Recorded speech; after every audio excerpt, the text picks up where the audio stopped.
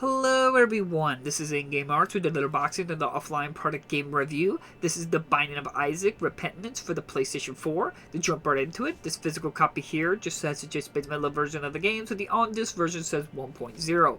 Now we know this can't possibly be true, because at the time making this video, there were no updates available, which is extremely nice to see.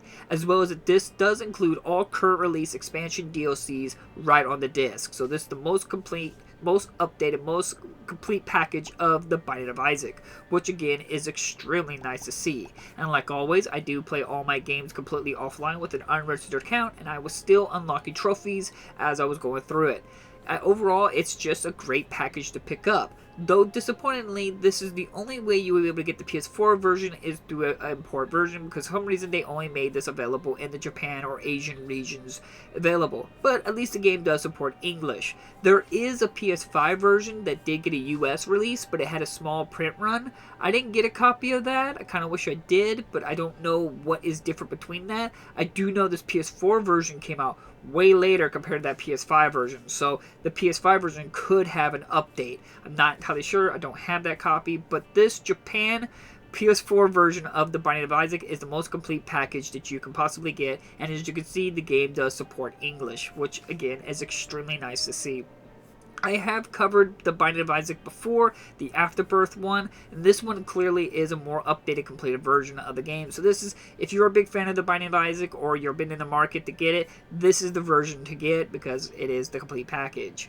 I've talked about The Binding of Isaac. If you don't know anything about it, is a roguelike where you basically play as Isaac, you jump into a hole and you're trying to avoid your mother, and as you play through it, you slowly unlock more items and gear, and as well as new characters to play as. It's your typical roguelike, and there's no progression wise in typical other roguelikes where you slowly build up like a stat or something like that, maybe more life, more damage. There's none of that. Once you die in the game, you're completely reset. You have to retry again. Now, the beauty about The Binding of Isaac is the sheer amount of randomness and items in the game.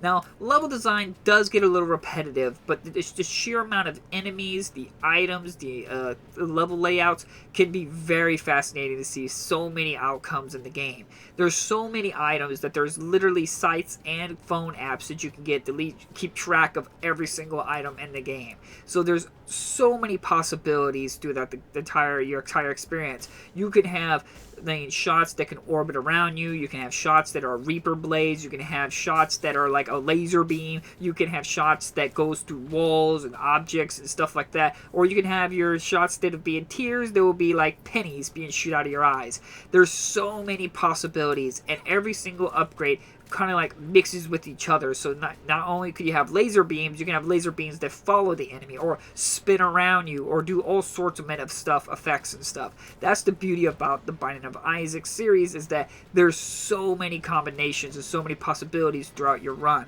And like all roguelikes, you can have one run that goes gloriously for you. Like when I first picked this game up, I beat the boss in my first run because I just got so many good gear. But you could go through the game and get basically nothing. All the worst possible luck throughout your entire game. That can happen. That's kind of the beauty of a roguelike. Now, there's not a lot I could really say bad about Binding of Isaac, because there's just so much good, like the replay value, the story, the gameplay, the environments, the amount of replay value. There's a lot of enjoyment of the Binding of Isaac. I mean, so many people play this. There's people who dedicate entire YouTube channels of just playing Binding of Isaac, and you can't really blame them because of the sheer amount of random replay value of the game. If there's one big gripe I have about the Binding of Isaac, is the sheer amount of loot. And it isn't, upgrades and abilities. And it isn't that there's so many, it's that there's so many that you can completely forget what something does. Now, I don't mind the randomness in terms of you have to not know picking up something up, but I hate when I have picked something up and there's no way to verify something like that. Even though there's an item section in the game to show you every single item, they don't even give you a full description of what those things, some of the items do. So unless you have pitch perfect memory about every item in the game, it can be quite frustrating to try to remember it all. I wish there was just some feature or something like that you could control, and like before you pick something up, because you've already picked this up before, you could see what it does, or the descriptions of the items were a little bit more clear once you've already picked it up, because some of them basically tell you nothing, and some of them are completely plain and tell you exactly what it does. I kind of don't like that. I wish they just told you, every single one of them told you exactly what they did. It can be frustrating because every time I played Binding of Isaac, I went to a site and I had it up on my computer every time I played this so I can look up what exactly I'm picking up and what is it even doing. That's my biggest gripe. Some people, in terms of story, talk about how it's very anti-religion. I don't really agree with that. I think it's more about the understanding of like zealotry, where people take stuff to extreme, and just certain other aspects. I've talked about this before. I wouldn't call myself a religious person, but I wouldn't call myself an atheist. And I hate when people try to use things like this game to try to justify their political standpoint or viewpoint. I don't think that's what the game is about. I just think the game had its own story, and it's very unique. I do like the religious aspects of the game. It's not talked about enough in video games, especially like Christianity and stuff like that. And it just was very fascinating to see that kind of story being told within a video game, as well as being a very good game. Now, whatever your standpoint is, it's always good to be respectful and understanding of people's beliefs and understandings. I mean, you don't have to agree with them and everything like that, but you always should try to be open-minded about every kind of subject out there.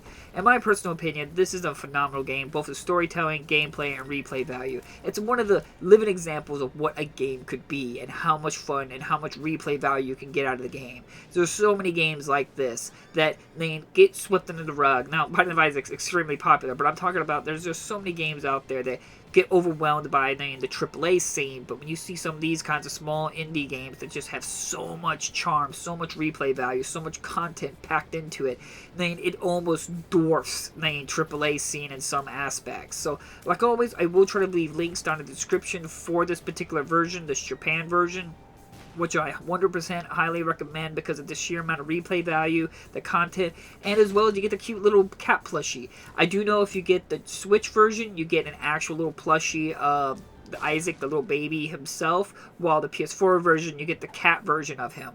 So in my personal opinion, the PS4 version, just for the plushie side, is better, because I just love the little cat plushie. But this is well worth your term to be in your collection, and I can't recommend it enough. Man, it's such an amazing game. I actually have to stop playing it because I'm dedicating so much time playing it that it's holding me up from other games, because I just want to keep doing a new run to see what my chances are. I enjoy this game, and I'm so happy to have a most complete updated version of my collection, and I highly recommend you look into getting it to your collection as well. So thank you all so much for watching this unboxing video. I hope this helped you in your future physical collecting, as well as a complete preservation of a fantastic game.